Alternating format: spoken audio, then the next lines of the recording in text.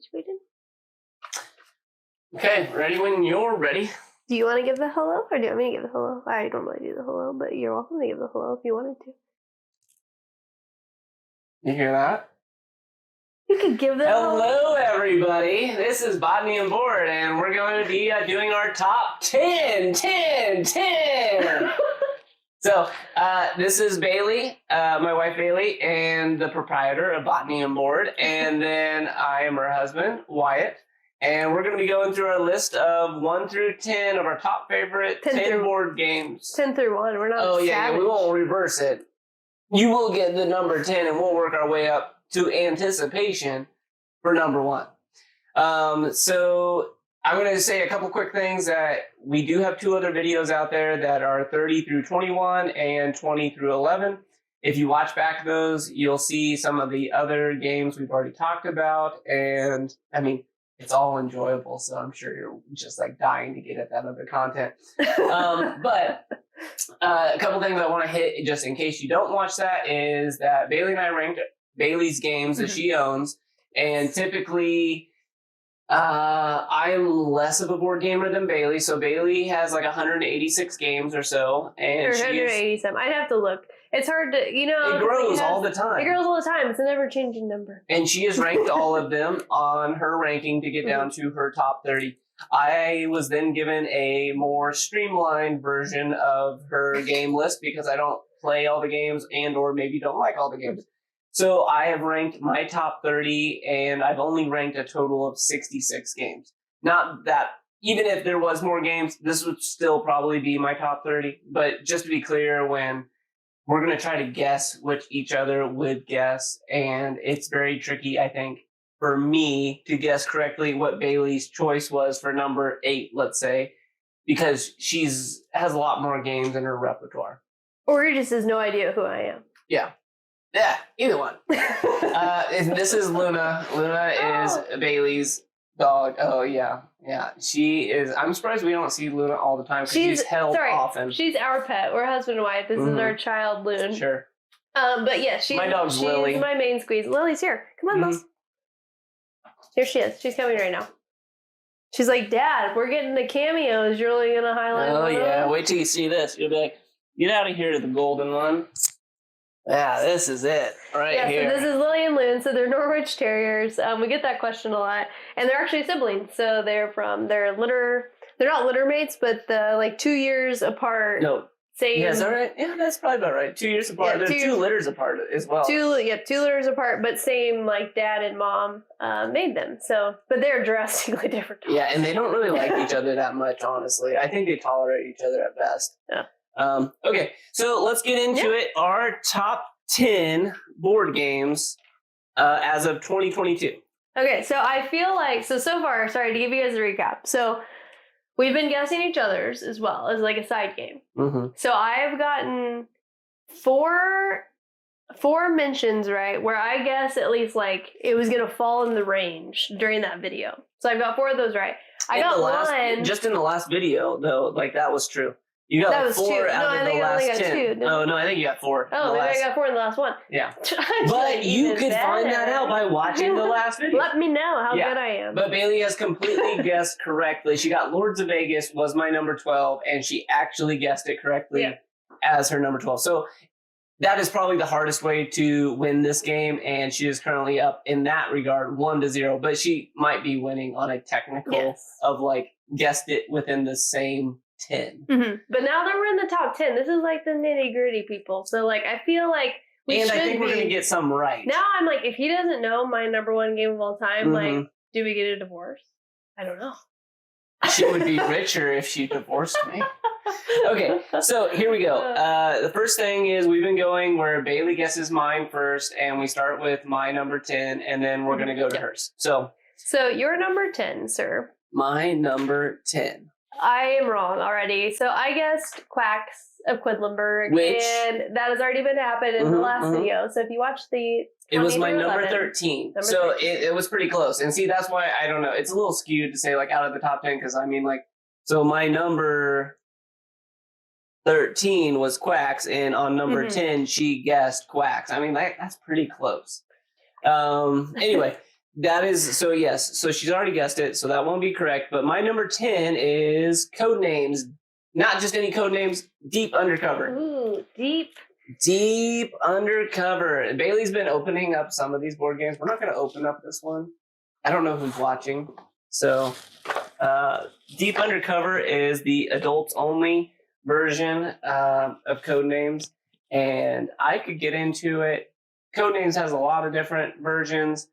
But I like Codenames as a general game. It's a fun game. You had adult terms and have some late night drinks with friends, and this is a very fun game. And I mean, for some friends, they learn terms that they've never heard before. So this is a fun game. I won't go on more about that other than like you have to give clues with one word to a partner, and that partner has to correctly guess them without hitting, like, let's say, booby traps. And I say that because I think that's a funny term to use with regards to adult Codenames. Yeah.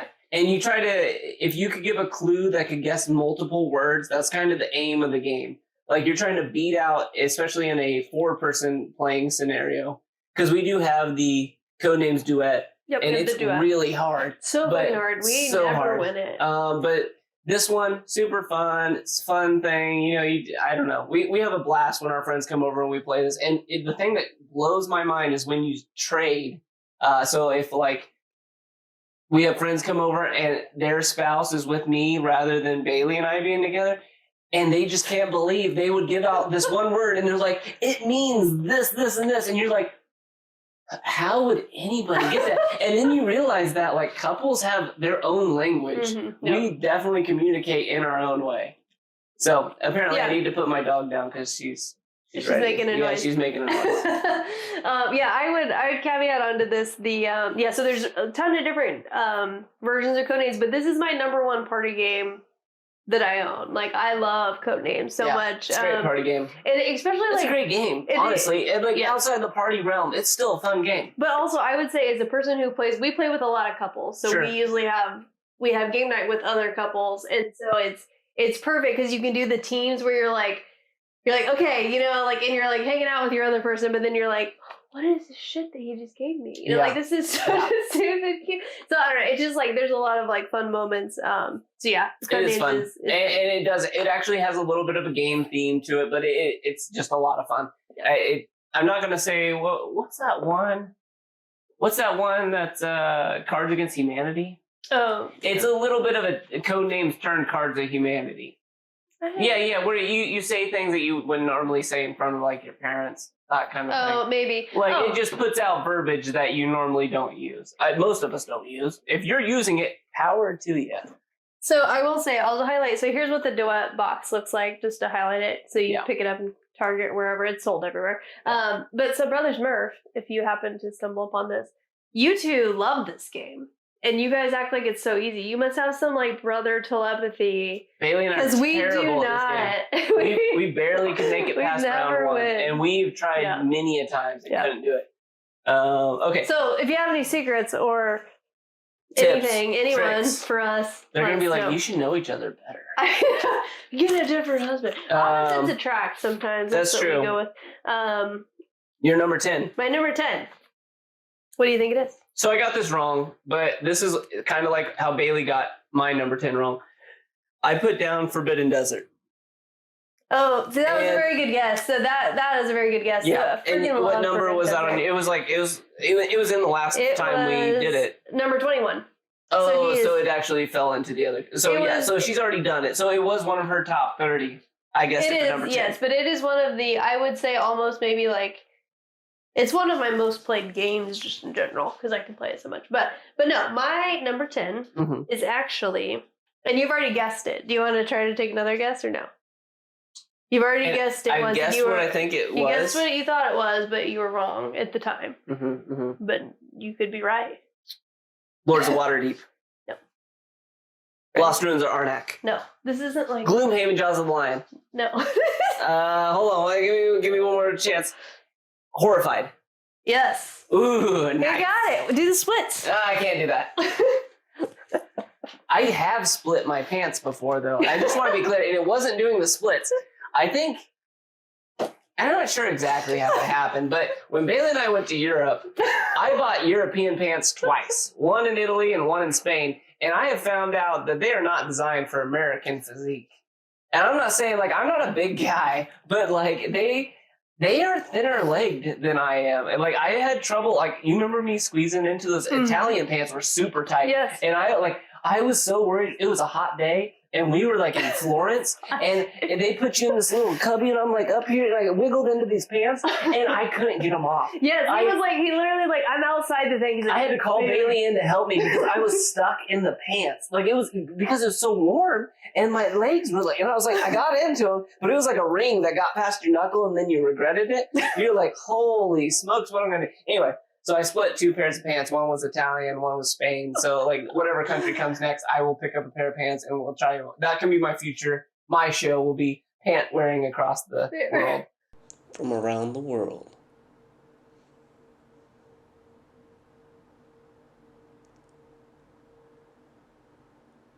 Pants. Pants. Pants. Blue jeans, khakis, corduroys, pants. Pants, pants. England, Spain, France, there's pants. Charlez-vous, pants. Charlez-vous, pants. Pantaloons, where you gonna get your loons? Trousers. Anyway, so amazing. Go ahead. I wish I could have segued into like I split you choose. You were just, you're like, listen to the conversation. You're like, I'm horrified about this. Good idea. Yeah, that's a good idea. I got it. I needed that. Yeah. I was still in the split pants. Okay, so my number 10 is Horrified. I have a solo playthrough on my channel if you guys want to go watch that. That was a small plug. So Horrified, I freaking love. So there's Horrified. There's also Horrified American Monsters, which is right here.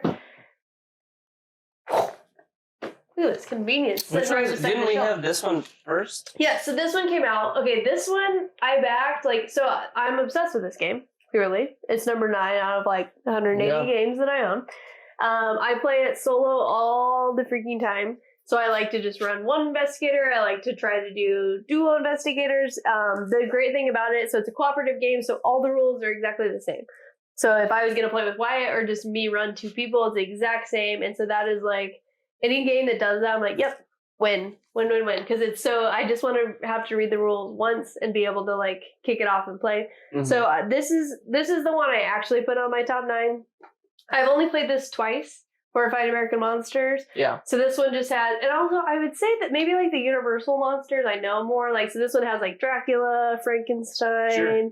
This one was fun. I enjoyed it too. I didn't, because you can play it solo, right? Mm-hmm. Yep. Yeah. You just so act Bailey's you're played it a lot more than me, people. but we have played it together. Mm-hmm. I thought this was fun too. This actually was number 45, I think, on my list. Yeah, it's 45. Yeah. Yeah. So basically, you're kind of running through, going around, picking up different items across the board, trying to save villagers away from the monsters, and the monsters are trying to attack you. And you're basically trying to, each of them has a special objective that you were trying to use to defeat. So the Wolfman, you want to collect all these blue items at the lab and then get his cure and then find him and then feed him the cure and then you defeat him. So it's very thematic, but also so again, this is one that's it doesn't have all, actually the rule book I would say is it's quite a few pages. I was surprised because I think it is it's not that hard of a game, but the fact that each monster has a different setup and rule objective, that's the only thing I think that makes it slightly less accessible to people, but it's still very, very, very accessible. This is sold at Target and everywhere. Pick these up. These are amazing. It's a fun game. I think it's a fun couples game, and apparently it's a fun solo game because Bailey plays it a lot more than I've ever played it. It's a solo gamer. So the thing that is so perfect about it, I guess what I would say is so amazing is that the rules are the same, but basically in both of these. But each monster has a different set of rule objectives on how to defeat them. So the game always seems so different because of that. And then the icons all come out on the board different. So there's enough variability while doing the same game that you can just play it again and again and again and again and again and always have fun. So yeah. So many agains. Okay. My number 10. Horrified. Her number 10, Horrified. Okay. Also, I like how this has like a black, green, and black. Like this is like, do you guys see this? Black, and this one has like greens. Like, I see. Okay. we're getting to like color dynamic happening. My number 9. Okay, his number 9. I'm going to guess it. You're gonna get it wrong because you guessed it already, and you thought this one was. I should have wrote these down. Oh. Bailey thought this one was like number 24. Let's say. But go ahead and tell me what you think my number 9 is. Oh, so if I would have thought it was your 24. So what I originally wrote down to your number 9 was Chronicles of Crime, which was your number what? 30, Chronicles of Crime was number 30 flat. 30 flat. Okay, so I thought it was a 9. I thought you liked that one way more. I like it. Why don't you like it more? Maybe. I'm like, why don't you like it? Like I said, there's some things that are maybe a little skewed on this ranking system because I didn't rank them just out of my own memory. This is from Pub Meeple's options that they gave me to select through, and this is how it landed out. So some of these, like number 16, Splendor, is a top 5 game for me, and it came out 16th. Yeah. I can't speak to that. The rest of these, I think, are pretty accurate. That one threw me off. So I'll just say Istanbul. Yeah. No, it doesn't count. No, it doesn't count because was I right that was number 24 for you? Oh, I didn't have that written down. I only had your 20 because I was using my phone. You guys can audit this. I was using my phone initially in the first video for his because what I did. So let me just real fast. We're gonna do a breakdown. So. I love Excel, so Pub Meeple perfectly puts your thing in a little CSV file. You export it to Excel. I did my things, his. So I had this like Excel document going that's like both has mine ranking and his ranking, and then like sorted and everything. But I wanted to do a printout. Well, he told me to print out. So then it might be. I mean, she could have hooked it up. I didn't go upstairs to hook it up. But instead, I wrote down all my lists, so it doesn't matter. I'm not technically savvy or. Word savvy. Anyways, what is Show Me Istanbul. Istanbul is another AEG game. Show me the game. Yeah, you like AEG. Yeah, apparently I do. It's like an AEG fan. Yeah, because I saw it on several of the games. Yeah. I don't. AEG. Sponsorship? Yeah, so I didn't realize I'm liking apparently the same brand frequently, but AEG did do Istanbul as well. And it says that this takes roughly, I agree with this, 40 to 60 minutes and 2 to 5 players. Never played it with a bunch of people. I only played it with Bailey, so I only know a 2-person version of this. I think if I played this more, it could work its way higher in my list, honestly. This is a well-made game where you take a token that is like stacked, and you jump around the board, and everywhere where you go, you have to leave one of the tokens from the stack so it dwindles down, right? And then you can do things at each, like a market square is kind of how it's designed. Yep. And you can kind of see that from the theme. It's like... We can pan across some photos. Sure, yeah, we'll probably do that. But yeah, it's like a market theme thing, and you go around and you go to different sectors, and you might trade things or buy things or do whatever at all these little different markets. And there's strategic ways to do it, and to be able to go back, and since you dwindled your, let's say, I can't remember exactly, but let's say 5 tokens, you have to jump back and have tokens to move. Otherwise, you can only move like one at a time. So it's like you have to really think about where you're going, the path you're paving, in order to get your spots, your little tokens back so that you can go back to where you need to go. Other than that, I don't know, it's a very competitive game. It's very straightforward. It's not really that hard to teach, but to be good at it, you need to play it often. It's my number 9. I don't know that because there's enough luck in it. Some of the places are like, go to the fortune teller. But to be really good, you really need to probably. So there's probably a streamline. Yeah, if you played this once or twice, unless you play hundreds of games a year, you're not going to be good at this in 1 to 2 plays. But someone like me who rarely plays a game, I need to play this probably 5 to 10 times to be like, okay, I have a general mechanism that I'm going for, and I think it works. I also think the thing that is nice about it, so this isn't on just spoiler alert, it's not on the rest of my top 9, so I'm just going to say a couple things too, because I also like the game. So The other thing is nice. It's like it has I think you're trying to get like 6 gems. I forget how many gems you're trying to get, but it's Something like that. But it's nice because you're like it's like an ever raise, like the tension that it gives you because you're like, oh, he just got 1 gem, like doing whatever, and now I got a gem doing my thing, and it's like that constant. And you can see it, like you can watch each person like kind of ranking up, or so to speak, and it gets more competitive the longer you play. Yep. And I think it has an app. So. Mandy and Suzanne at the Dice Star used an to app do version of yes, it. Yeah, you don't need an app to play it. You don't need an app to play it. No, but it does have an app version as well. So if you want to like try that out and see if you like it, and then maybe get the board game. And I think so. Mandy and Suzanne used to do like Apptastic. I don't think they do it anymore, but they used to. So if you look up that playlist on YouTube, I watched them play it and it was good. So. Well, if we remember, maybe we'll tag them or something. Yep. So this is my number 9, Istanbul. Like I say, I think this could make most people's top 10 if they play a lot of competitive games. This is a well-made game. It won the Kinderspiel, actually. Kinderspiel. Oh, anyway. Desjardins. You're right. Yeah. Yep. So this one is kind of touted as being a really good game. 2014. Yeah, 2014. Yeah. Anyway, it's my number 9. I think it could be higher on my list if I played it more. We have other games that once you see that my one's above it, you'll be like, oh, okay, I kind of get why he hasn't played that one as much. You know what I do find I would funny? say it's aged a little bit. Oh, sure. I think maybe that's it. The gameplay is still so good, but as far as like everything else is coming at you with like this new flashy, and so you're like, it's hard. Yeah, it's not very flashy as a game. So.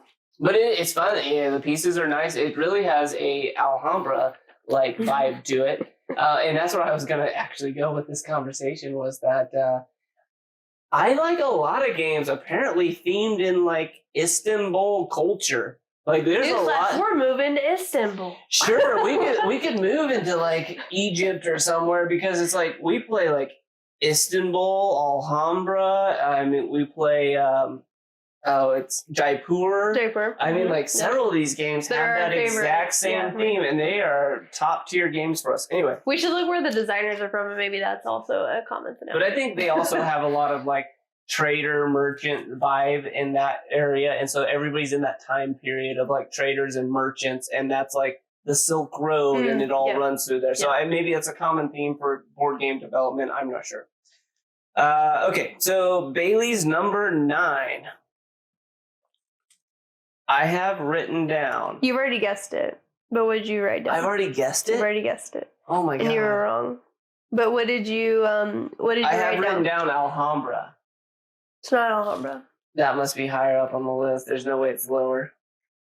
Actually, Alhambra is not on my top 30. Alhambra is not on my top 30. Well, you have a bet. He's like, sorry, we throw tried. our list out. Epic fail. I'm going to do one of those captions like, sorry, throw out the list. It's not even about the list. All of a sudden, I just like erupt into fire. Yeah. Like. Hey, I'll see. I'm working with my Adobe Premiere ability. I'll see if I can put her in flames and be like, you threw Alhambra? Whoa! No, I love Alhambra. Watch our playthrough. Yeah. Oh, yeah. We even have a playthrough. Yeah, it's one of my favorites. I'm so baffled that was not on the top 30. Alhambra is a great game. You should have it. But I have all these other games. Anyways, what was your number 9? And you said I already guessed it. Yep. Did I guess it recently? I don't remember when you guessed it. I just remember you've said it before. Is it Waterdeep? No. Is it Lost Ruins of Arnak? No. You're reaching for something. Is it Azul? Cheating. No, he's like, even with the context clue. Let me see. Is it Paint the Roses? No. I didn't look what else is so it. Actually, it's Splendor. It Splendor. Okay, hold on. Splendor. You're pulling the box. It's Splendor. Splendor's a really good game.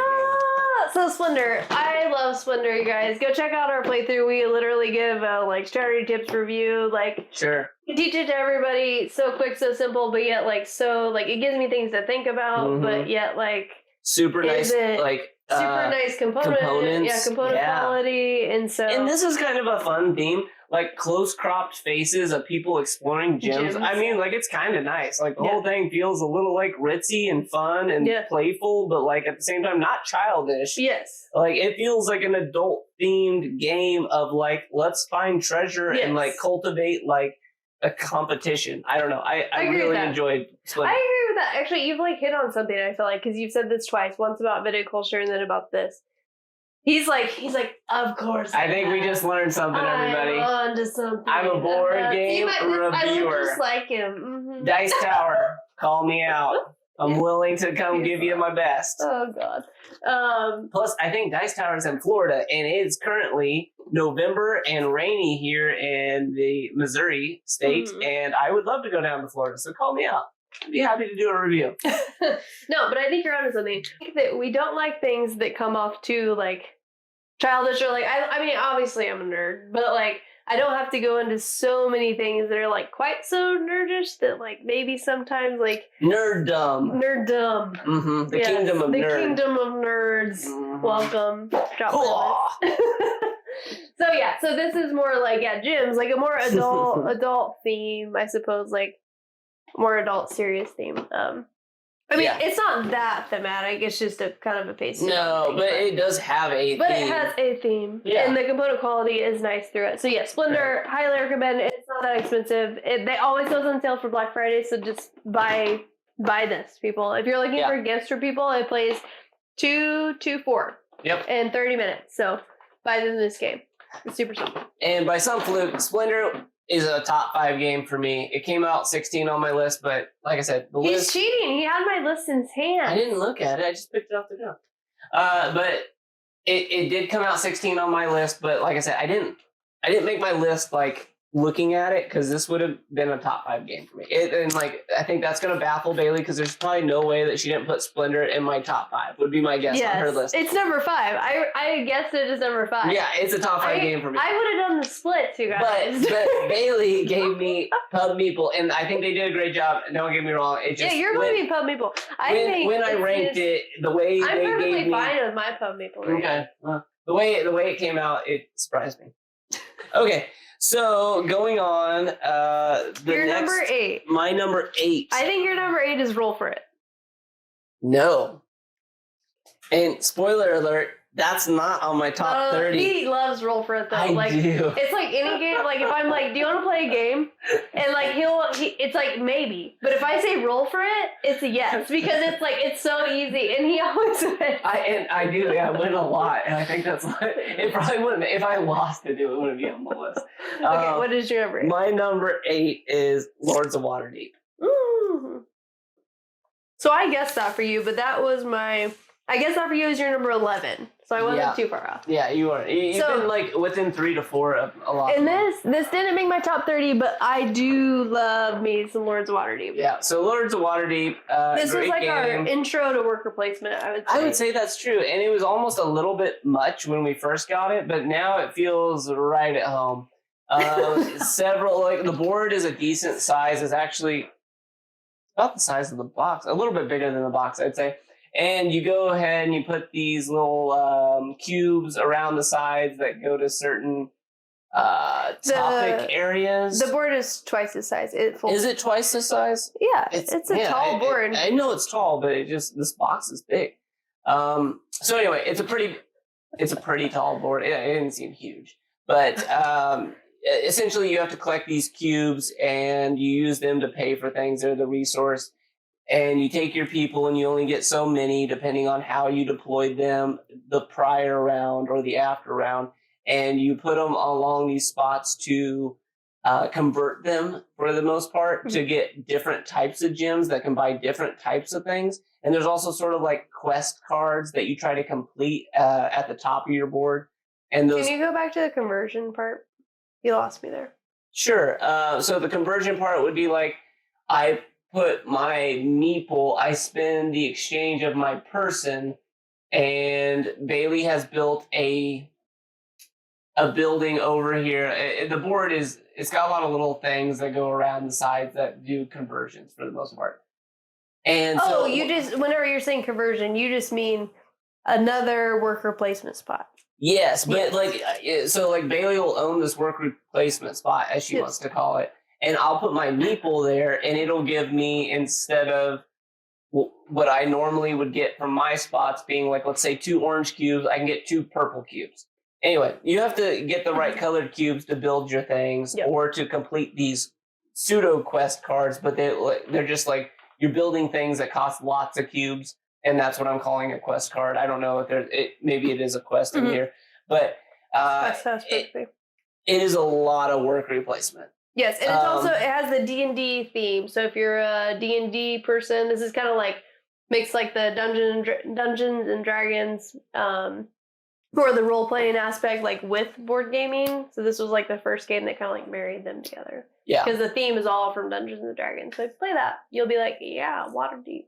One thing I would say about this is, whereas you'll hear me in the past, if you watch our past videos, and you should, if you do, you'll see me say the words of I like games with multiple avenues to win. This does have multiple avenues to win, but this is also a game that when you're losing, you know it. You can definitely really lose in this game.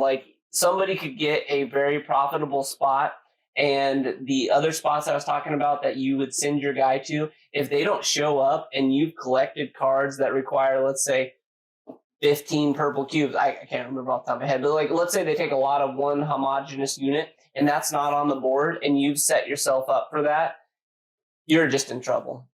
This game is over for you. But you're doomed. You're doomed.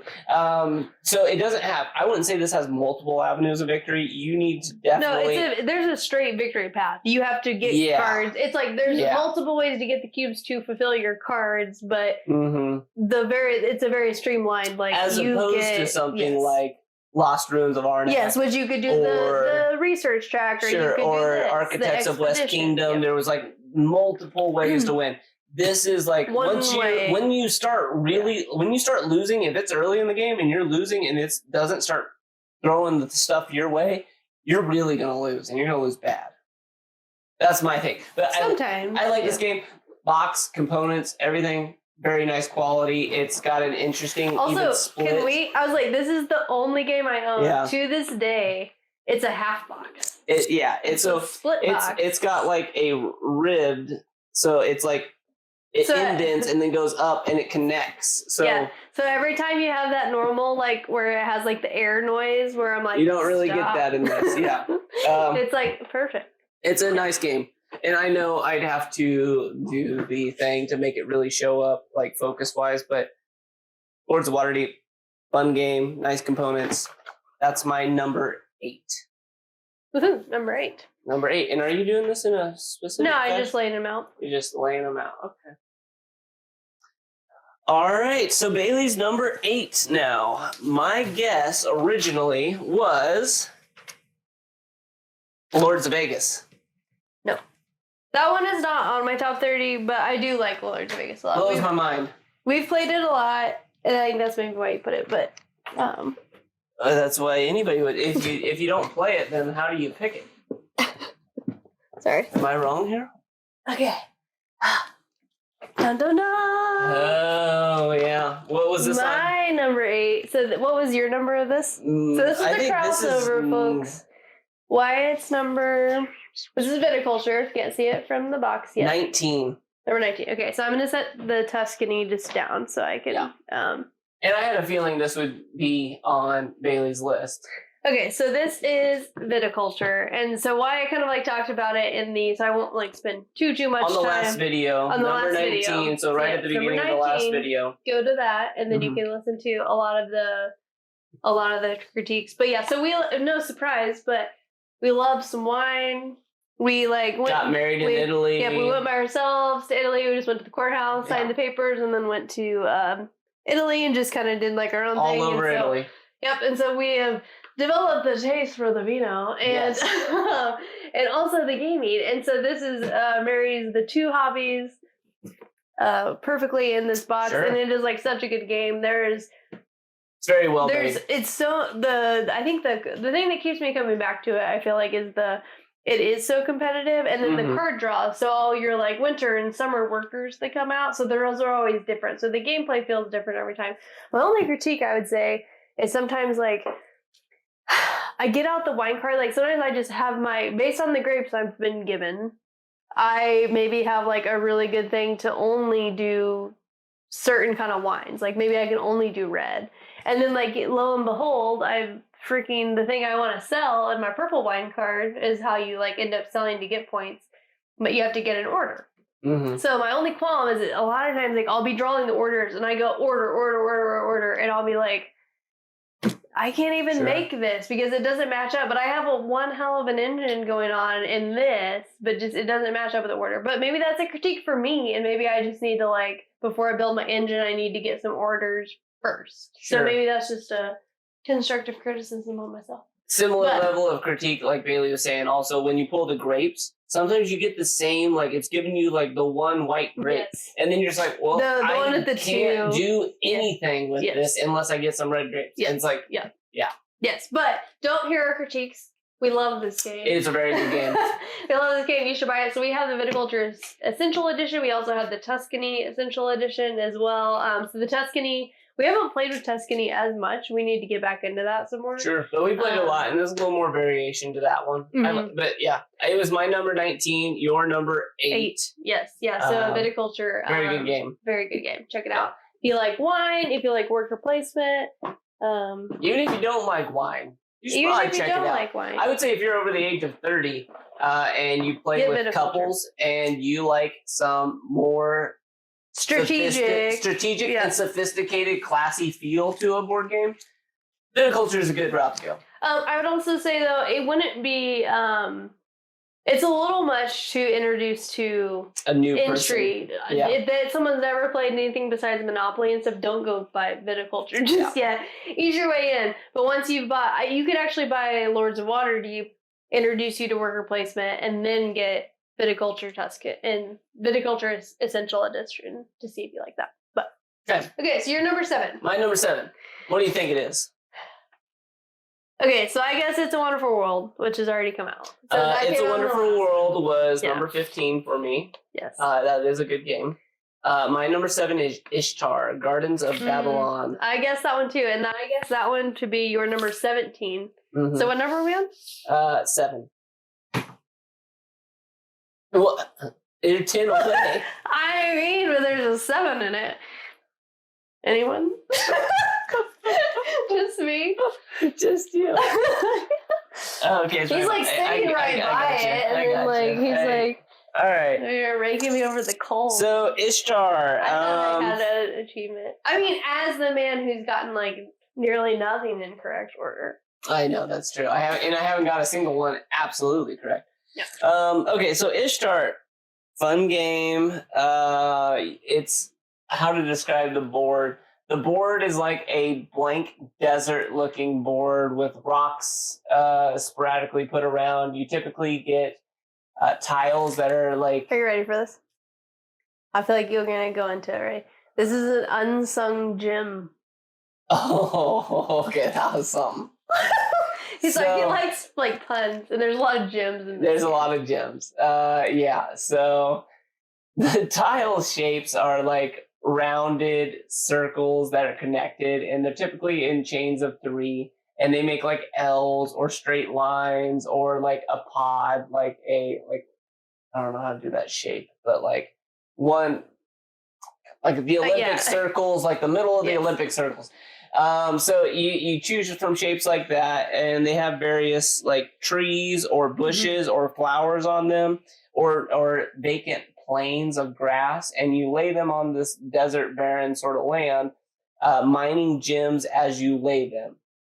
You then take the gems and you try to convert them to purchase things on a player board that would improve your either scoring or give you some sort of mechanism that makes it more advantageous for you to get like greater movement, score more points. So that could be like, as an example, like if you had a regular meeple, maybe it turned it into a grande meeple.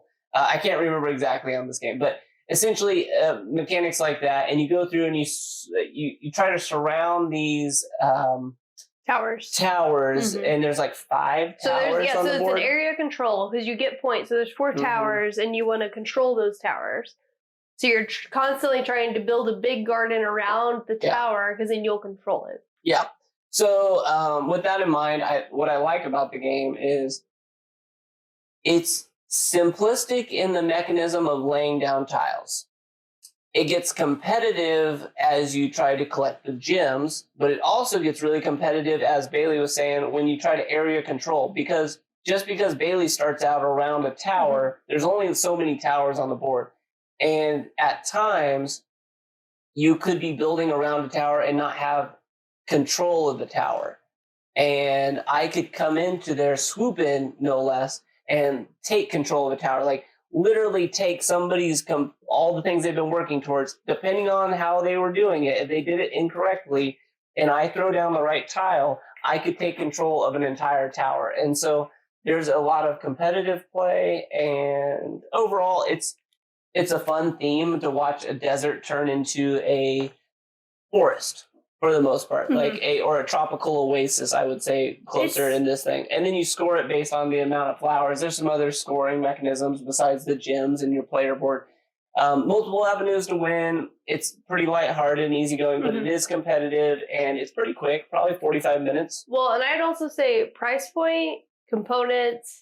Yeah, components are nice. Rules with the amount of strategy that comes out. Like, I don't know why everyone doesn't love this game. True, yeah. Like, I mean, was this the base? Was this the base with these level components? Yeah, so like the gems and everything, they're really nice. Yeah, this is like a $35 game. Yeah, Ishtar, it's a really good one. Yeah. And I think it's one that's easy to learn. Yeah. This is not a hard game. And I think there is multiple pathways to victory as well. So you do want to control the towers, but you also could just be like building a bunch of trees. And the towers have different points too. So like, I might want to control, like you could control 3 purple towers. I can't remember off the top of my head, but like versus 2 white towers. And the white towers would be like worth 10 points or 15 points, and the purple towers are worth 6. And so like, you know, like where you swoop in, when you swoop in, how many people are playing on the board, and like how you interact with each other as you build these forests in the desert. And what do you personally want to unlock on your board? So you have your own board where it's like, what is the thing? Yeah,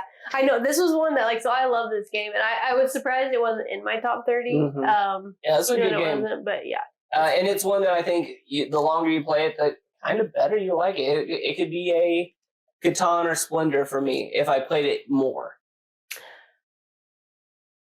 The problem is it takes longer. It takes longer. I know. And there's more random chance because when you select your land tiles to lay down, you do go around a board, and I think that component. You want to know who designed this? Is it another AEG game? Oh, Bruno. And he designs what? Oh, so I have a theme there. Yeah. Okay. And how do you say it? Cathala? I don't know. So I think Cathala? It looks like Cathala. Yeah, Bruno Cathala was part of that game. You're lucky, Bruno, though, because you almost had a last name like Cthulhu, and I would have been like, like I would have just been like, you're not even on my list, Bruno. But luckily, it's Cathala. I don't know if it's Cathala or I've heard literally everyone. I think even people that work at the Dice Tower pronounce it different. Like every time they say like it could be Cathala or Cathala. Oh, I can see that. Yeah. So I don't know. As long as it's not. But wait, why'd you put it back? We gotta put it in our stack. Oh, that's right. As long as it's not. How do you say it? Cthulhu. Cthulhu. I love me all messed up. So in our last video, he just wrote down the word Cthulhu as a game. I'm like, what? What is that?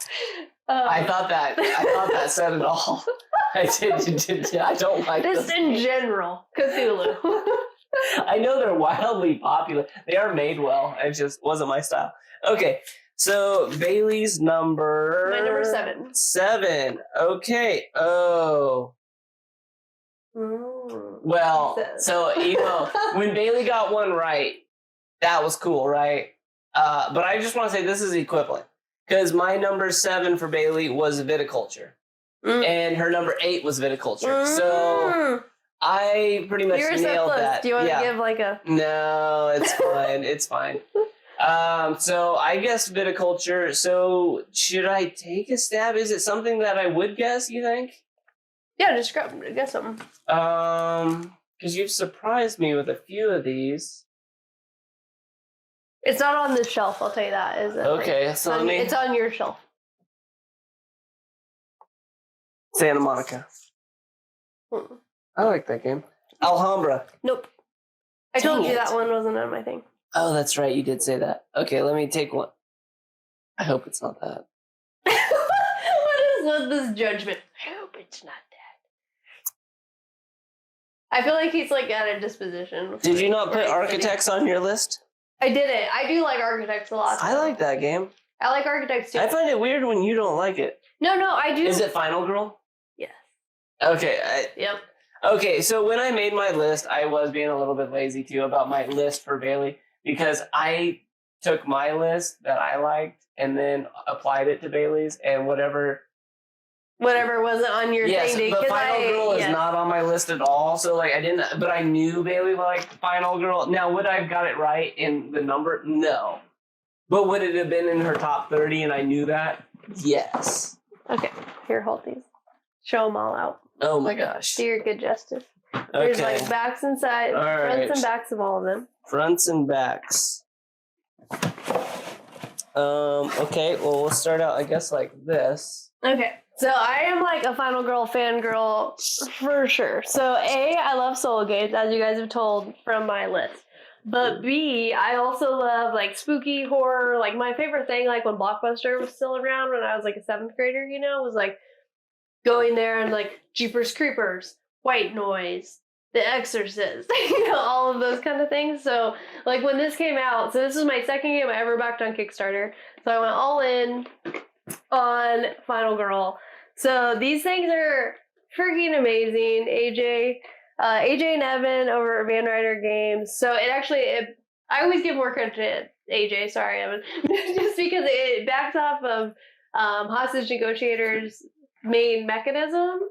But then Evan does a lot of the like writing, it seems like, for a lot of them. And I think each person on some of them, like, so this one, for instance, is Evan and Tyler, AJ, Tyler, AJ over here.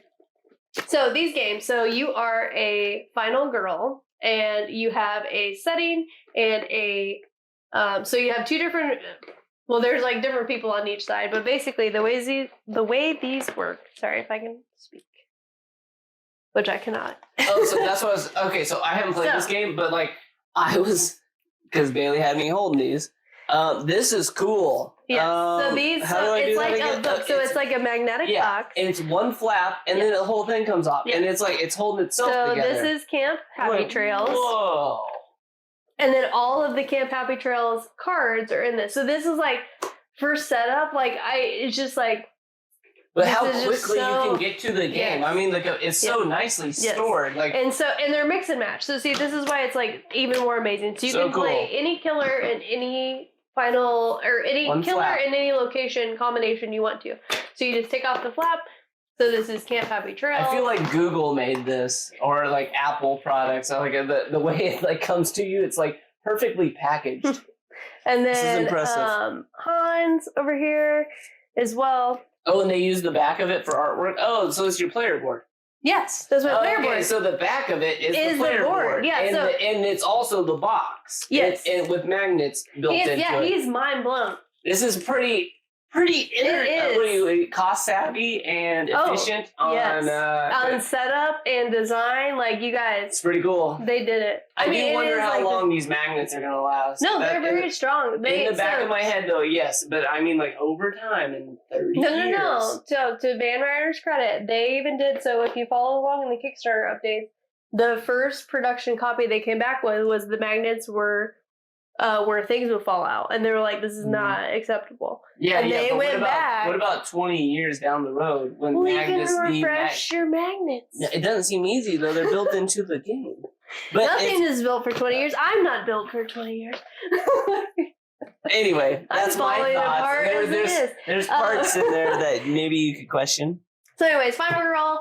There is tons of feature films. I've backed season 1. I've backed season 2. You are basically, it's a lot of dice rolling and hand management. It's just an epic encounter with a killer. You're trying to survive. A lot of dice rolls, intense, like good fun moments. I have a playthrough if you want to watch it. I did some rules goofs. See the comments. I had some very like nice commenters that have told me things that I've been messing up, that like getting extra die. So look at those comments, but check out the review. But yeah, so Final Girl's amazing. I have season 2 coming out as well, so I'm sure I'll have lots more on the channel about Final Girl if you're interested. But I highly recommend by number 7. And the artwork is really cool. Did you? Oh, yeah. Can I leave 3 of them here? Yeah, that's okay. Because it's kind of holding up some manuscripts of some sort. Playthrough. I don't know. The lore book. The lore book. Okay.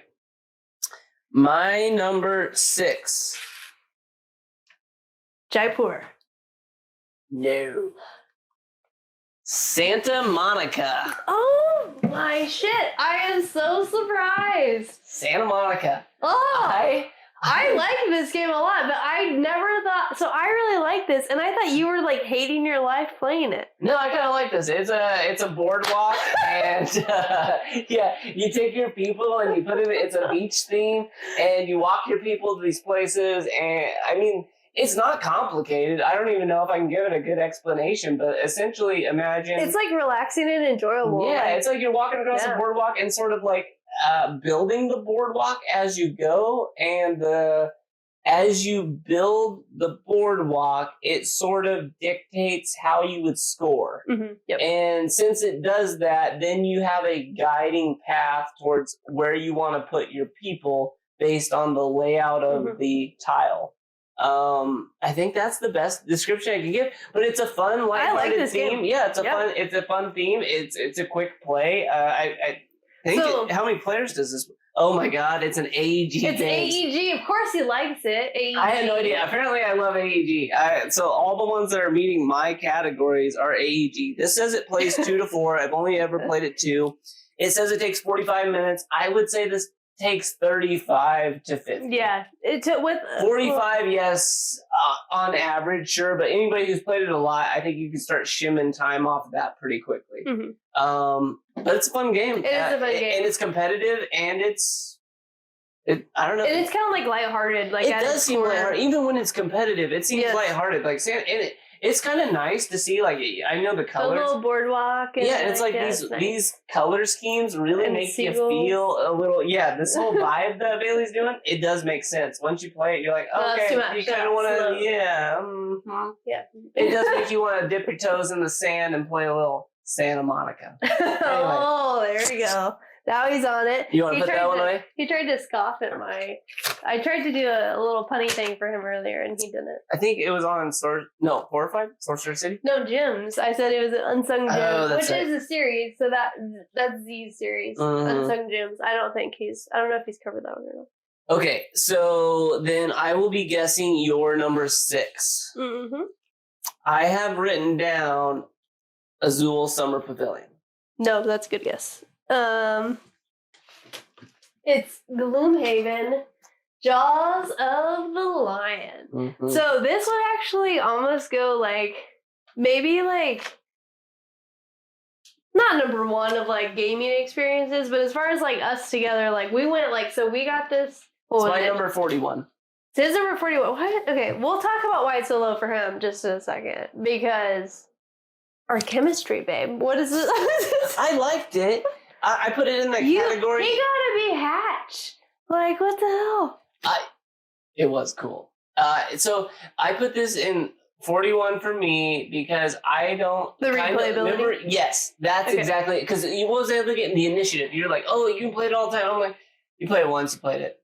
But that doesn't take away from, like, for me, like, I think everyone in my top 10. But when I ranked mine, there wasn't these rules, and I ranked mine based on this. This was a fun game that it even made the list at all, and I've only played it one time. It is it's thorough, it's everything. Mm-hmm. But like, I didn't feel like I'm not going back to play. I played Santa Monica. I could keep playing it. Yeah. But like, I can't. I'm not going to keep playing that. Yeah. Okay. So Gloomhaven, Jaws of the Lion. So if you're a beginner, run away. Exit now. But then tune back in after then go after you played all these other things. Come back for this because this is like the most like I feel like most satisfying gaming experience I've like ever had. As far as like actually like, and I think this is why like Gloomhaven is like the number 1. It's fun. And it's like no, but it's like the the card like mechanisms where you select, so you have this hand management cards, you select an action from the top and an action from the bottom of another card. And then there's also the player order. So it's like depending on those cards, they each have an order with how you're going to go out. And so you're going through this map. And the best thing about Jaws of the Lion is it's a flip book.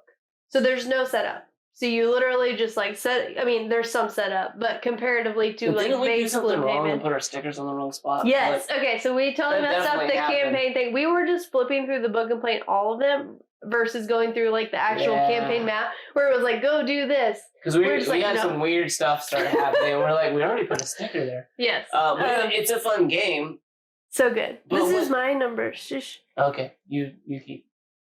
Take out your negativity. I'm not negative, but this is my qualm with the game. This is negative. What is this? See? Shutting him down. Negative. Ready? So you're at. This is negative. This is negative. There's reasons we have to shut him out of this thing.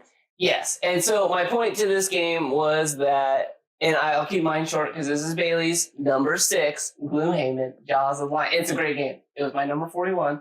My qualm is it's really pushing the boundaries where it makes me think, why don't I just play a video game called Gloomhaven Jaws of a Lion, and I pick my character and I run around on whatever format and I actually do it in real time. Like Bloodborne. Let me hear you out, baby. Okay, go ahead. We have that. We just downloaded it on our PCs. We have Gloomhaven. No, we have Gloomhaven. But is it like PS version? Like, no, is it like it's computer Bloodborne? It's computer version, not. We have that on PS. I know. That's what I'm saying. All. It could be like Bloodborne. Bloodborne kills you on PlayStation. It's super hard. So that's a bad example.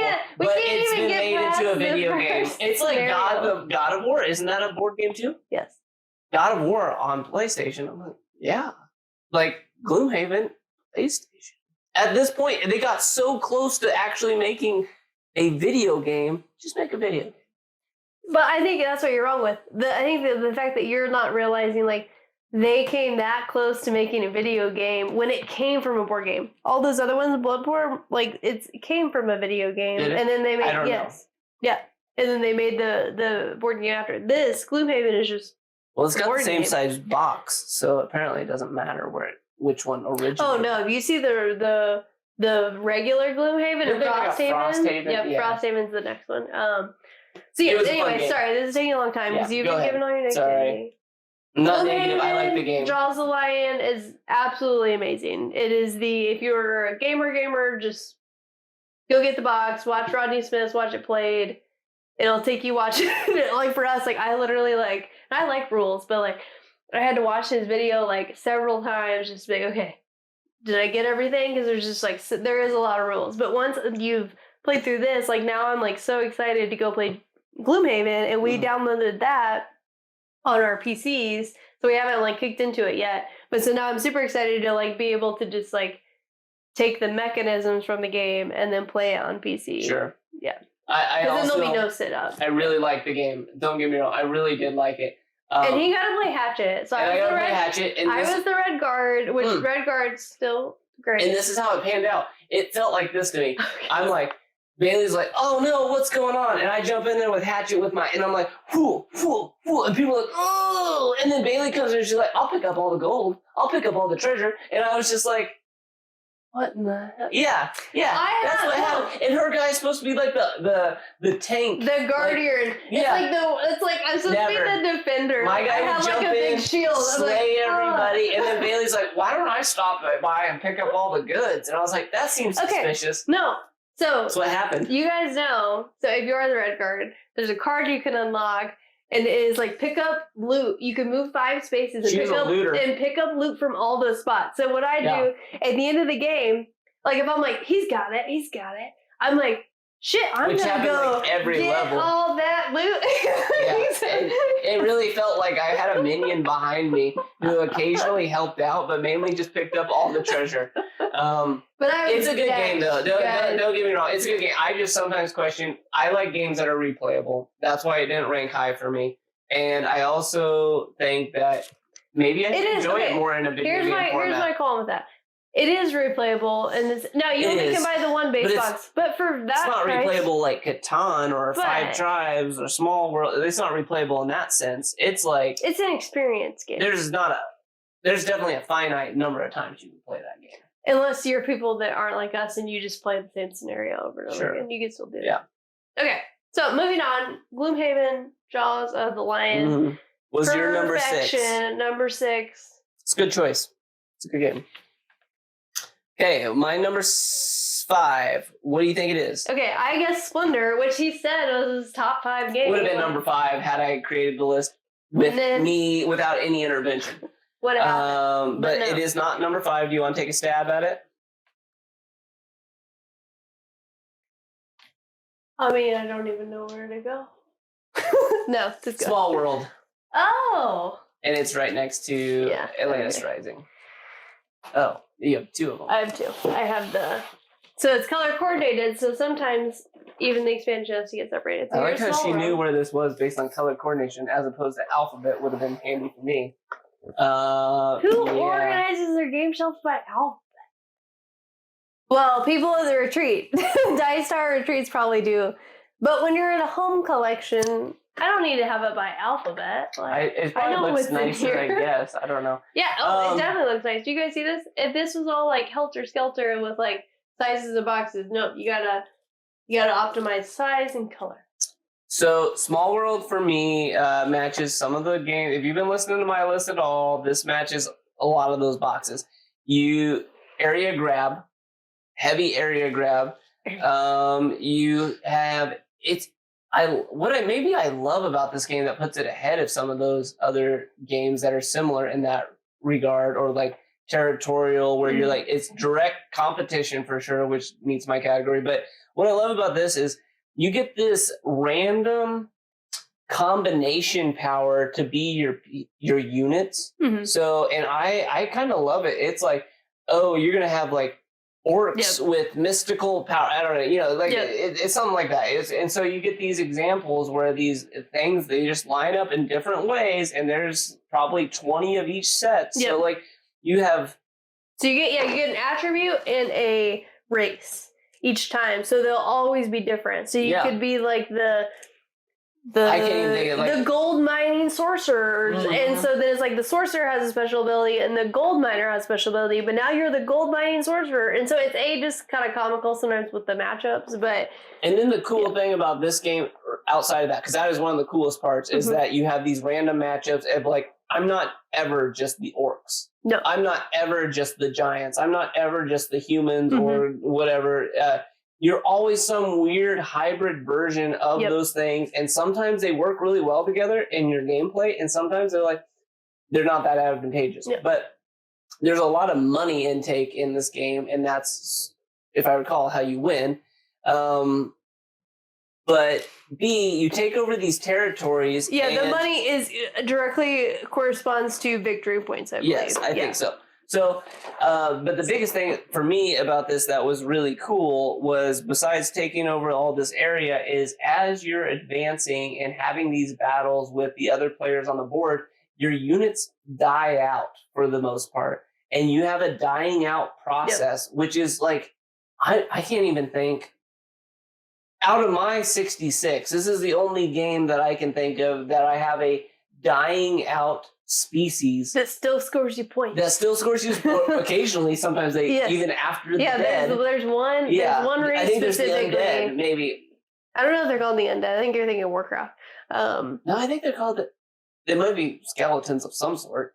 But anyway, the point is, it's interesting. As you battle, you actually gain or lose people, and as you start taking over more board, you have to spread your people thin, and that leads to other players like Baley or our other friends playing against us to be able to stomp out those territories that you owned that are not so densely populated anymore.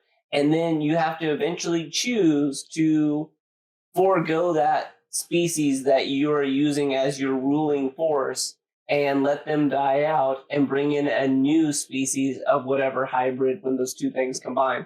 And I think that is a cool mechanism that I have not seen in any of our gameplays. So Small World, that is my number 5. Is that what we said? Mm-hmm. Yeah, we're at number 5. Top 5. Top 5. Small World. And we don't play it all that often. I really do like this game. And there's a lot of different versions and that expansion. This game. Imra does love.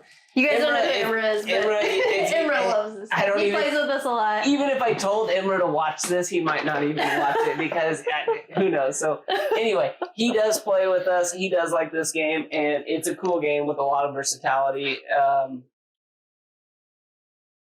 Or is it versatility? Versatility. Anyway, and there's expansions that are out there for it, so you can have more races of people, and there's probably more than we even know at this point. I bet there's a third one, wouldn't you guess? A Small World. Oh, there's more power packs. So I have that power pack. There's just one Small World. Yeah. But they have several expansions. Yes. To have you more races. So when we talk about how many people can combine and do different things, you can actually get more than that at this point. Yeah. So fun game. And it's just there's so many options that it keeps changing. So my number 5. What do you got? Number 5. I have listed as, and I don't think it can be this because you named this already as number 9. I put down that your number 5 was going to be Splendor. You kept doing I feel like you were just my number 13 was your number 13. My number No, this has only happened twice. Okay, it's only twice. Okay, number 13 was my number 13 was actually her number 13. What should have been my number 5 was actually her You number have 5. not guessed this yet. Do you want to just take a stab? You haven't guessed it. You haven't guessed it at all? For your number 5. For my number 5, you haven't guessed it at all. We've talked about it. This is why I'm you should know. Is it Alhambra? No, I already told you that one was not. Oh god, it's such a good game, and Bailey's list is invalid. Okay, so I haven't guessed it at all, and we talked about it. Camel up, up, up. Camel up, up, up. I'm on fire. It's not Camel up. You're gonna have to tell me because I have other things on my list. Pandemic, folks. It's upside down. It's upside down. Pandemic. I freaking love this game. So it's, again, like I said, so cooperative. So I can play it solo, so easy. I can play with him. So we just got the Pandemic Legacy Season 1 as well. And we actually recorded our first thing. So we're going to do a whole playthrough of that on the channel. So check that out. But yeah, so Pandemic is amazing. You're trying to go through and basically cure the world of all of the diseases, which we all need right now. No For more sure. Crucial time. This thing came out in 2013 or something, 2011. I don't even know, 2009. Head of its game. It's been They quickly made a COVID version, I'm sure. Yeah. No, they didn't. No, actually, so it's interesting. They took it off of the apps for a while. And I was always speculating, why are you doing sold that? Out. Well, it's I thought maybe it was where they were oh, it's too insensitive right now, I don't know. So anyways, but Pandemic is an amazing game. You have this world chart, so disease cubes are coming out. You're trying to move. Each person has an investigator. It's worldly. It's the whole world. The whole world, yep. And you're going through, and each person has an investigator that'll give you a special ability. You're trying to collect 5 cards of the same color in order to cure that disease. If you go ahead and cure the disease and then eliminate all cubes from the board, you eradicate it, which will then let you help you prolong through the game by having that will never break out again. So it's this. Yeah.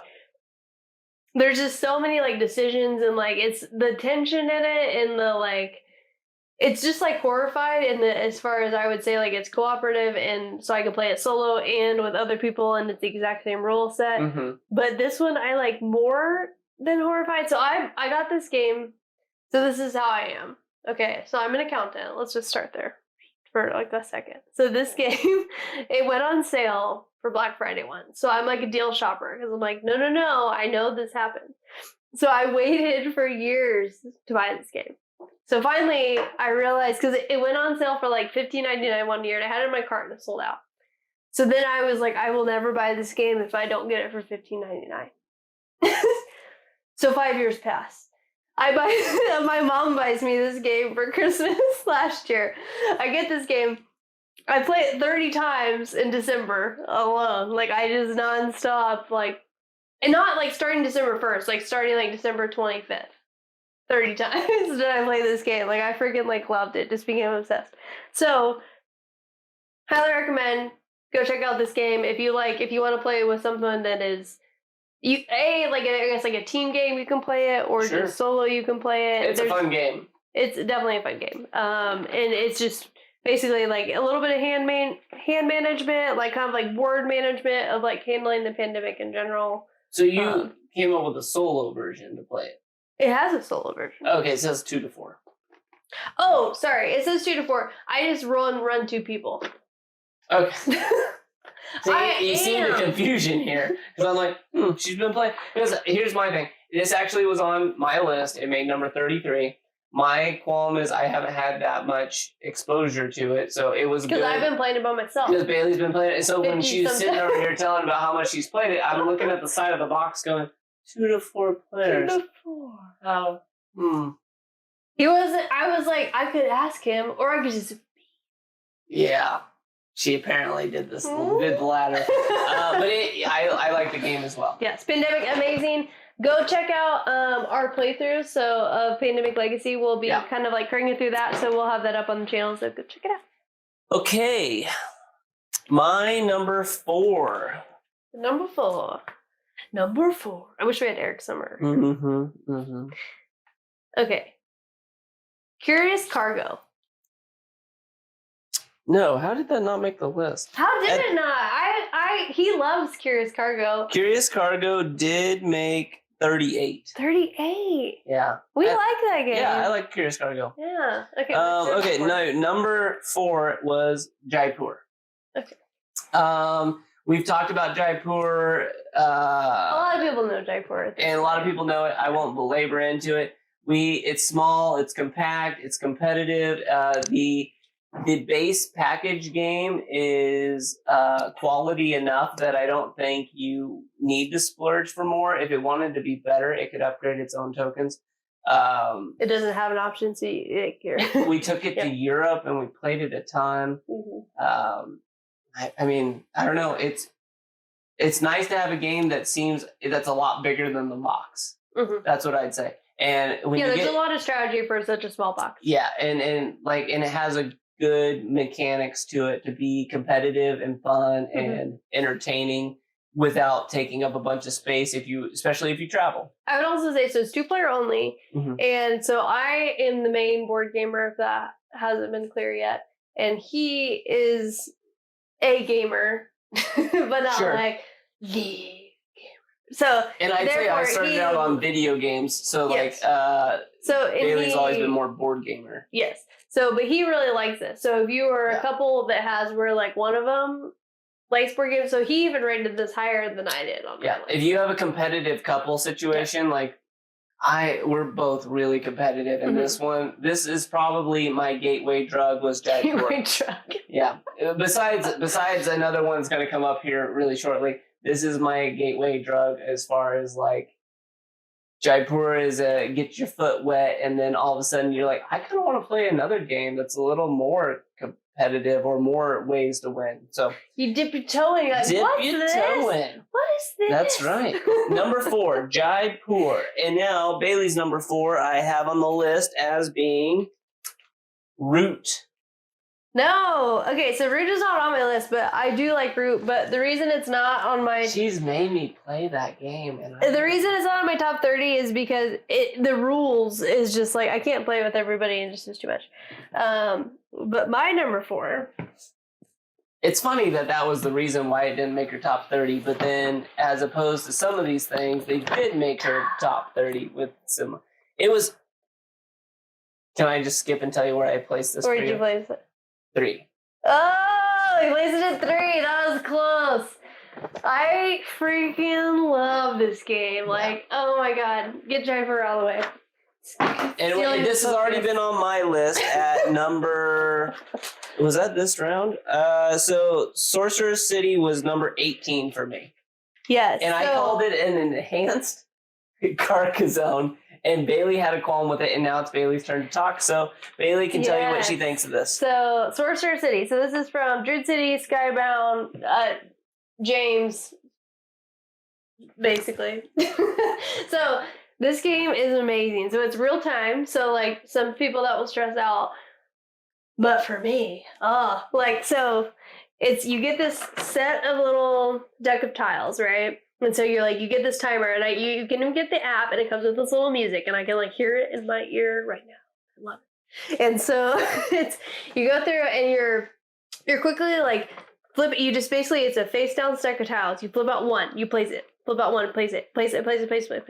And then you try to get, basically, there's 3 tracks. There's prestige, gold, and I forget what they call them. There's green, red, and yellow. Mm-hmm. One of them is gold. So you're going to buy tiles with one that'll keep adding to your stack. And then at the end of each round, you're going to get monsters that come into your thing. So it keeps making it like harder to build your stack each time. And there's a time management under each time while you're doing it. So the first time you build it, it's like, you get the same amount of time for all around. So it which is really nice because it builds you up. So if it's your first time, because normally like I can finish my first little stack in like 15 seconds, and it's like, but it'll give you a minute, you know. Mm-hmm. And you can also play the solo. But then you get more and more tiles. In the future, you keep getting more and more tiles. So each time you go to it, like you keep having to like put all these more tiles. So it gets harder and harder in the time crunch to like get it out. So there's that, and then it's the competitiveness of. You have to, who wins in the track. It's not just like, how well did you do? Where you were kind of critiquing like another game earlier about how like maybe the player interaction was less.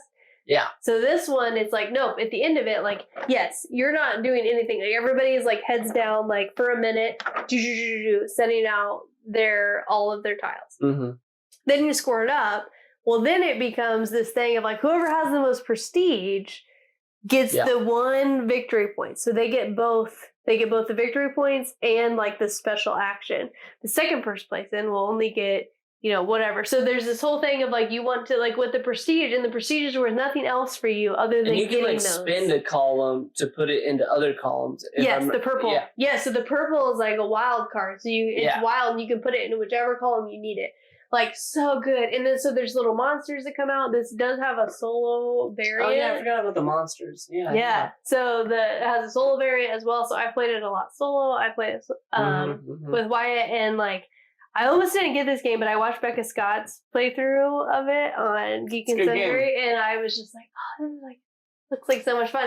And I got it, and I was, like, freaking obsessed. So, I mean, I've heard, some have said this is enhanced Carcassonne. Oh, okay. Just want to clear that up, that I've heard that on videos, maybe ours, but I've heard reviewers say that this reminds them of an advanced Carcassonne. He did say that, which is like, but what my qualm with your statement was you said, but in less time. This takes more time than Carcassonne. Oh, okay. Well, why didn't you say it about the time thing? But yes, I would say, it's advanced. It's like a fancy Carcassonne. It's advanced Carcassonne. With real, like, with the additive more enjoyable, monster. Really. Oh, yeah, way more enjoyable. Because there's just more to it. Like, okay, it's number 3. But like, Carcassonne is probably, like, if you're going to learn a game, learn Carcassonne and then learn Sorcerer City after. Mm-hmm. Yes. The Sorcerer City. Go get it. Yep. It's a good game. Okay, so I thought that was going to be Bailey's number 3, which I was close. It was not her number 4. Oh, that was my number 4. Shit, sorry. Shoot.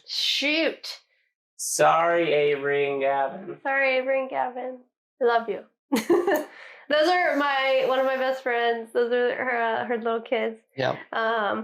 So they watch our channel. So they're really little and they really like it. Yeah. They're like 1.5. Yeah.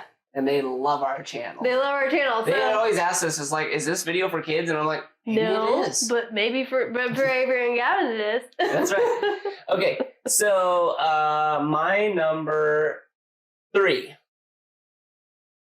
I assume she'll get this right. Okay, Alhambra. It's Alhambra.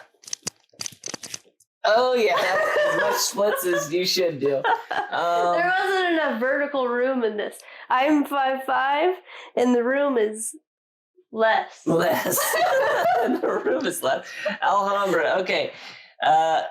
Dirk Ken game is also a Spiel des Jahres way back in the day in 2003.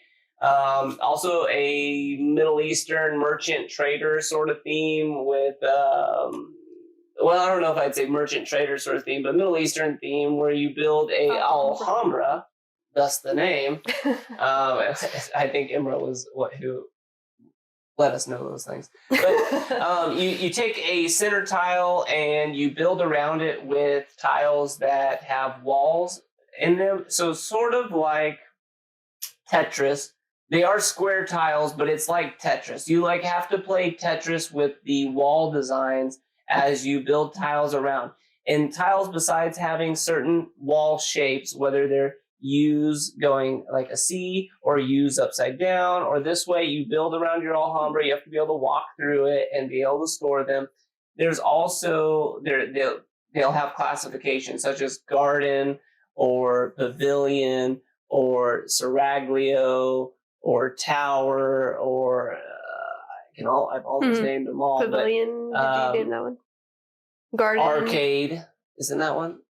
Arcade, yep. Yeah. So anyway, they'll have these categories, and those also are a component to the scoring as well. So whoever has the most of each category, along with having them complete a more efficient Alhambra, I would say. So like you want a longest wall, so you want your walls to be walkable all the way around so that they sort of circle your Alhambra, but everybody can go to all these squares. But then you also want to have the most of each section.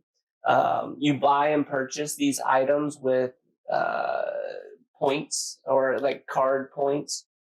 So as an example, there's like red, green, orange, blue cards, and they all have numbers on them, and you essentially have to pay those in as money to buy the tiles that go around your Alhambra. It's competitive. It plays 2 to 4 off the top of my head. It's fun. It's been around for a long time. It's simple mechanics. I think it's versatile for your brain to think about as you actually get to build your house around a center tile and make a shape of your choice. And there's optimal ways to do that. And there's, sometimes somebody's like, wow, that's going terribly. And the right tile shows up and you're like, look at that. And they just can blow the score out of the water with like getting the right set of walls to increase that scoring number. And then you walk your meeple all around the board, and it's fun. It's easy. Baley and I have had a good time with it. We've owned it for several years. How is our chemistry during this game? Chemistry is good. I typically win, so chemistry is great. I don't know that that's true that I typically win, but I find the artwork to be enjoyable. Like it's not. I think some people could say it's kind of bland, honestly. But it came out in 2003, so it came out in 2003. But so once you hear my other top games, I would say thematically, I enjoy that style. Or it might even came out before 2003. It won an award in 2003. Yeah. I'm not sure when it came out, but it's a fun game. It's a very simple game. But most likely 2003. I don't know if they do. They probably do that, right? Those Skillshare are probably just awards. I guess I've never looked into it that year's game. So it most likely came out in 2003. But this is going to be my number 3 is Alhambra. I would highly suggest if you were trying to teach people a game, this is a fun one for a group of 4 people who have explored some other gateway games to say like, hey, let's try it. And you call this tile building? Is that what it's still tile? Yeah, tile. Yeah, I think placement. It's nice to have that mechanism where you place something down and you purchase an item, and just to watch firsthand everybody else's little areas grow. It's a fun experience and a competitive experience. And so it's one of those that I think really work to grow my enjoyment of board games. Yeah. And we have a playthrough of that on the channel. So go watch that if you're interested. There's part 1, part 2. And I think I kicked Bailey's butt. We also, oh yeah, you did. But you didn't kick my butt. We were like within 5 points or something. I thought, it's debatable. I probably let up at the end. Sounds like a nice thing to do. That's probably what I did. Foolish. Okay. But we do some house rules on the 2-player variant. You'll find that out in the video. We do on this one? Remember, there's a whole. Remember you play with Dirk. Oh, that's right. We don't play with Dirk at all. Sorry, Dirk. We had a great game, but we didn't want you in it. No, you didn't make a great game. I don't know. Baley and I have done this from time to time where we like a game a lot and we just start going like, well, this is silly. So we just start getting rid of things. And I don't know how it happened so quickly, but we got rid of Dirk like right off the bat. and it's a really fun game. It's probably really fun with Dirk involved. But yeah, it's just the 2-player variant. It comes with Dirk, but we don't. And we never do that. Yeah. Okay, what do you think my number 3 is? Your number 3 on my list, since I think I'm required to say what's on my list, I would put down that it was Sorcerer City. Okay, so it wasn't. So I actually think that my number 3 is your number 1. So with that, should I wait to just speak about it until you're number 1? If I think I'm right. He's like, What do you think my number 1 is? Well, I don't know. Do you want me to just go over it? And if it is your number 1, I'll just hold my thoughts until it's later in your list. Like if it's on your list, you don't even have to say if it's 2 or it's 1. If I pull it out and it's on your list, you just go ahead and say what you got, and then we'll Catan. You want me to pull it out? Pull it out. So Bailey's number 3 is Catan. Here we go. We got several versions. Oh yeah, we had the same version twice. So this is the 4th edition, and then Bailey's got Traders and Barbarians, but this is Bailey's number 3rd, so go ahead. So this is my number 3. So this is Catan, everybody. If you have not played Catan, just go buy it. You will not be disappointed. Which one is upside down? This one. I like how you weren't sure. I'm watching it in the camera. I'm like, what? Everything's backwards, you guys. Okay, so this is Catan. So here's Traders and Barbarians. Or Catan. I don't know where you're from. Some people say Catan. We say Catan. Stop saying Catan. I don't care if it is Catan. Catan sounds better. It's the settlers. The settlers of Catan. Yeah. Settlers. Yeah, that's the other thing. So old school, like people like, so this came out like what, 95 or something? Mm-hmm. So old, I feel like the people, like the OGs of Catan called it settlers. Because they were just like the settlers of Catan. So they're just like settlers. And so then like later it became like, where it's just Catan. And then you're like, I didn't even see that settlers was a part of it. Yeah. Anyways, Catan is freaking amazing. Everyone knows about it, so I don't really have to say how much. I think Wyatt and I will probably do like a full video on just our thoughts of Catan. We're big Catan but it is the most like replayable game mixed with strategy, but yet so quick with such rule simplicity that I have like ever found. Like I freaking love it. Like if it wasn't like this could be like my number 1 game. Like I didn't want to put it as my number 1 game just because of other things, but like so good. You know, so that is what I'll say. I'll hold on to the box in case this happens to show up. In case it happens to show up. I'm going to do the stretch my splits. Yeah. Okay. So my number 2, what do you think it is? Okay. So your number 2 is 5 Tribes. It's 5 Tribes. You guys, I'm going to freaking like, I'm going to try to see if I can do a kick. Not yet. I'll wait if I know it's a rocket. Okay, so 5 Tribes, and I'm just making sure it's not an AEG game. Hold it. Oh, you're gonna hold it. Okay. 5 Tribes. What do I even say? Okay, well, once again, you're back in my theme that apparently I just love, like Aladdin, and any sort of theme that has to do with we're moving to the Middle East. Turkish kings and paladins and palaces and all that. Sand. I must like sand. I don't know. So Santa Monica. That's right. Santa Monica. Yeah, exactly. Sand Monica. Anyway, so 5 Tribes, really neat. It takes a very simple mechanic and kind of randomizes the whole board. Like your board, you create the whole board out of tiles that are randomly placed. So every time, for sure, the board is different. Mm-hmm. This expansion, the Artisans of Naquala, adds a little extra to it where you put mountain ranges and you get some more special. I enjoy it. You get the Artisan meeple, so you get a 6th faction of the 5 Tribes. Yeah. And so Bailey and I played 5 Tribes a lot. It's super competitive. It can be played 2-player. I think it plays up to 5 off the top of my head, maybe 4.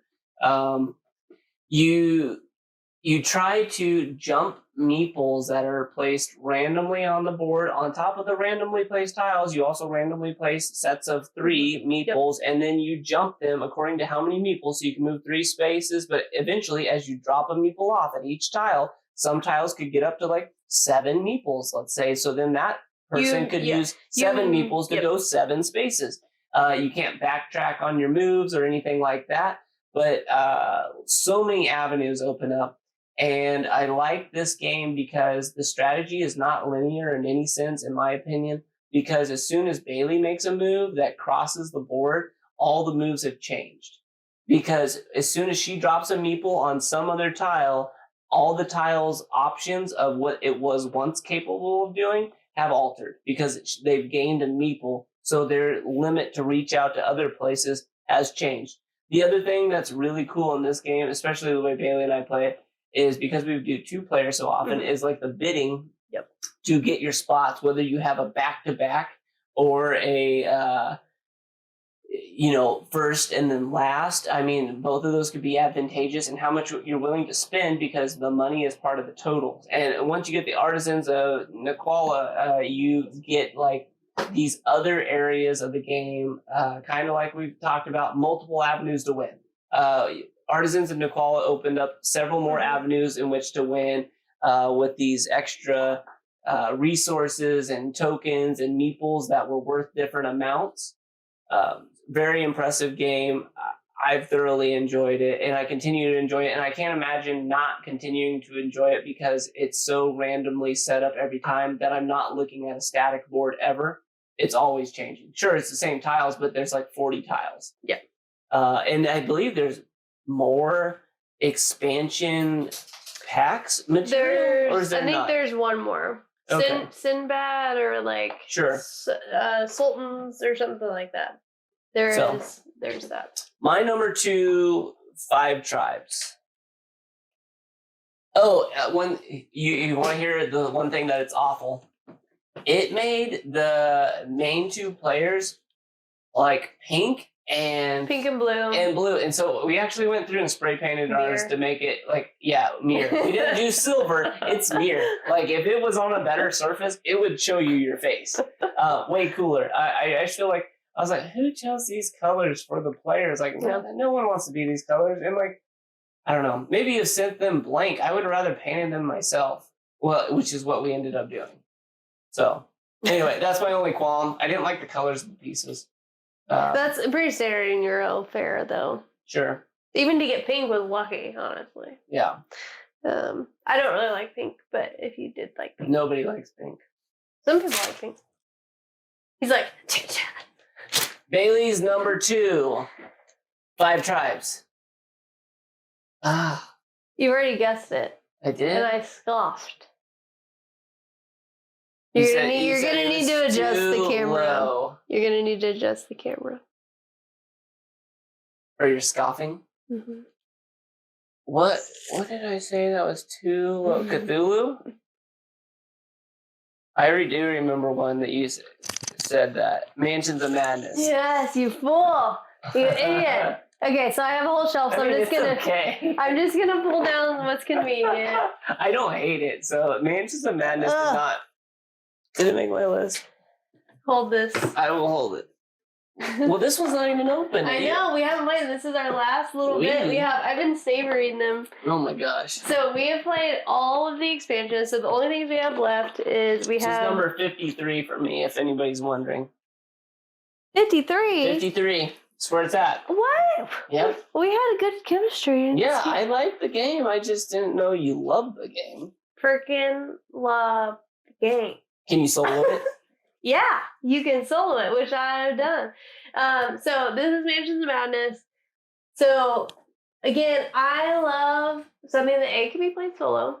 Mm-hmm. I love the spooky. So this one has an app, and this is the app done like so well. Like I love now Chronicles of Crime does the app in a different way, but as far as like board game facilitating, like attacking monsters and everything, so you're going through and you're always going to get this scenario and you build out the board and it'll tell you what tiles to reveal, where there's walls, where there's little search tokens and all of this thing, and you walk around and you're like trying to solve the mystery and go through and you're building a different character along the way. Mm-hmm. And then eventually you try to defeat the thing.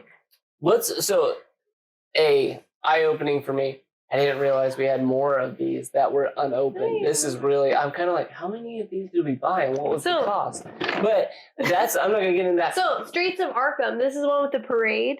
So that's what I was going to say. Mm-hmm. So the parade thing, I do recall playing this one. That was cool. Where it like actually moved across the board. That was neat. So if these next ones that are unopened, scares me because I don't know how much these cost. But if the next ones that are unopened have anything similar mechanically as the parade one, that was cool. That was a really cool aspect. And this one has an app, right? Yes, it has an app. And that's been nice. It's like a Chronicles of Crime, but like demon themed, in my opinion. Yes. Except I can't interact with it quite as much as Chronicles of Crime, but like... Mm-hmm. Yes. But what I also would say, so this is again like, if you're looking for a highly like experience, if you're just looking for a fun experience, this is not like you're going to try to like be the most strategic. It's like you want to have fun with all the people you're gaming with, and you want to like be invited on this story and like try to make your way through it. Like freaking amazing. And like the spooky mansion, like I'm just like all about it. Like I just can't get enough. I'm like smile. I would never have guessed this was this high on your list. Really? I knew you liked it. Well, what did I say? This game is long. I thought it was high. I put it at 19. No. So this game is not 19. 2. 2. 2. Now we know. And it... Who makes this? Fantasy Flight. But I don't know who the designer actually is. So part of Fantasy Flight games. So normally like during like Gen Con and whatnot, normally like used to when this was like coming out, they'd always do like a teaser trailer of what all is coming out, and then this would be a part of it. But so there's no more content coming out. So this is the second edition, Mansions of Madness. Which at this point, like who is buying the first? But so second edition, and then there's all of these. So Path of the Serpent we have as well. And then we've already played through all of this. So we just have Horrific Journeys left and then Path of the Serpent. So we'll probably try to get some playthroughs up. But yeah, this one is just amazing. Just go buy it. Yeah, it was a good game. I'm obviously not in, if you heard anything that I said with the word Cthulhu earlier in any of our videos, that this is not high on my list. But this particular one, out of all the ones, is there, but it's like something. Like, that's what I was gonna say. This is way better. Yeah. From the ones that Bailey's made me play that have Cthulhu themes, I would play Mansions of Madness and be willing to actually play. Versus some of the other ones, I'm like, please call a neighbor, call a stranger. I don't care. Call anyone. Just don't call me. But this one I would play. This is fun. I like the app. This was a fun experience for me. And like Bailey said, the parade theme in that last game, that was super cool. So now I think that one's like the longest mansion. I think that's like that took us like 4 hours to play through that. Yeah, but it was way more enjoyable than some of these in 2 hours. Yep. Yeah. So I agree. This is a fun game. I didn't realize it would be that high, and I'm scared that we had all these unopened boxes on the shelf. Why? They're not very expensive. Oh, okay. Never mind. I'm less scared. I mean, like, so to get the base game, I think is like $60. Whoa! Which comes with like a few things. But like to get this, like the Horrific Journeys, like I think you can get this for like, well, I don't know how much that one is, $40. But so beyond the threshold and the they can't see that you're pointing to. So beyond the threshold, Sanctum of Twilight, those are 2 other expansions. Those are like maybe like $25 expansions. They'll give you 2 scenarios, so it's basically like $12 a scenario. But again, some of them take like 4 hours. So each of these big boxes cost $60 though. No, these no. The big box, the giant. Oh, there's a giant base box. Yes, the giant base. I didn't get out the big base box. So many boxes to this game. I know this whole shelf. You can't see this. Yeah, the whole top shelf. The whole shelf is Mansions of Madness, and he's like 19. I'm like, are you kidding me? It has a whole shelf. In my defense, I don't understand. I don't understand these things, especially this series. So they have different names. They're not all called Mansions of Madness. That one's called like Arkham Horror. Sorry, I mixed my. So I also am Eldritch Horror. I'm also an Arkham Horror LCG person, and I also have Eldritch Horror, which you guys saw that on my earlier video. And truthfully, I didn't look at the shelf very often. So I mean, there's that. But number 2. Our number 2 is Mansions of Madness. Mansions. Okay. And I would say that you do need to be into board gaming to play that game. Yes. Well, wait. Amber and Jenny have played that with us.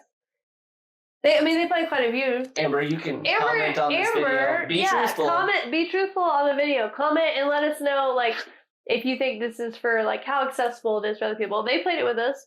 It's fun. I think, but I'm obviously more experienced to what Baley brings to the table, and I think it's more in line with someone like me who's played games and dabbled in a lot of games before I'm ready for. But some people it just clicks. I'm sure it does. Yeah, that's what I'll say. Okay, so at this point, I feel like we should both get. I think we're both gonna get our number ones on the spot. When you say? Apparently, I'm wrong. I've been wrong all night. He doesn't even know. I don't even think I know her. Okay, your number one is Catan. My number one is Catan. So did I speak about it, or did I? You did. I did speak about it a little. But I can do a quick thing on it. Catan is hands down my number one. It is the gateway drug for anybody. I started this in college with a group of friends in a scholarship hall, and we got a house together, and we played all the time. And we were not board gamers at all. This was like poker. It really was. Like, we put stuff on the line for Catan, and it got heated.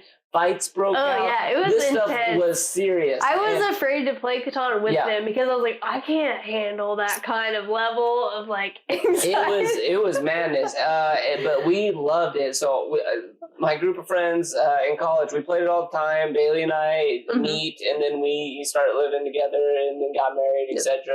And this has been our go-to game to teach people, because I think it's kind of the thing that got board gaming started back in our lives, truthfully. Or like started in general for me, but started back for Baley, who had a childhood of playing like the classic games. So maybe I guess I indirectly planted the seed for Cthulhu to happen in our lives. I don't know. That was my bad. He did. He planted the Catan seed in my brain, and then all of this happened. But so competitive. So we would play so much that Baley kept an Excel spreadsheet of monthly averages of how we were doing, and like and like we would go like, well, who won the most, but what was their total average, or like how often are they, like, whatever. The trading aspect, the player manipulation between each other, the camaraderie that comes with like thwarting the person who's currently in the lead at the end of the game, the ludicrous trades that will happen in order to stop somebody from winning the game so that you can get one slim pickings chance at getting the win over them.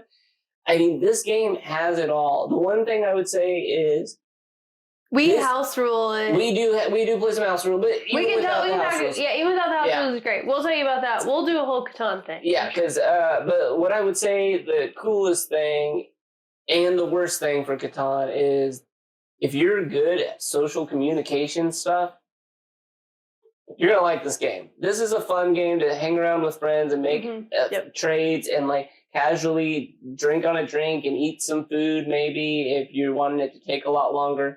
But if you're somebody who needs a lot of structure and rules, and you're like, I'm not here for a conversation with whoever you're playing with, this probably isn't the game.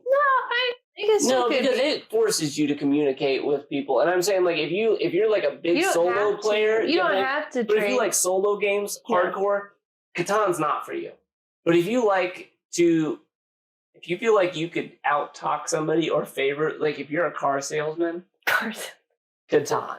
Because if you want to swindle some people, if you want to be like, I'll take 5 wood off your hand for a brick and 2 ore, and you're like, and they're like, oh, I'm getting a steal of a deal, and you're like, I just won the game. Yeah. And you're like, if that's you, Catan.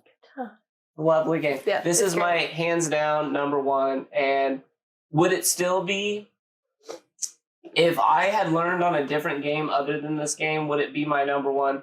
Maybe not. Sometimes, like, I would say, like, in my heart of hearts, sometimes this is my number one, because again, the nostalgia, so it did light the fire back. And we played it so many hours of our lives have been spent playing this game. Like, I can't not say this is top 2 ever, but like, is 5 Tribes a better game?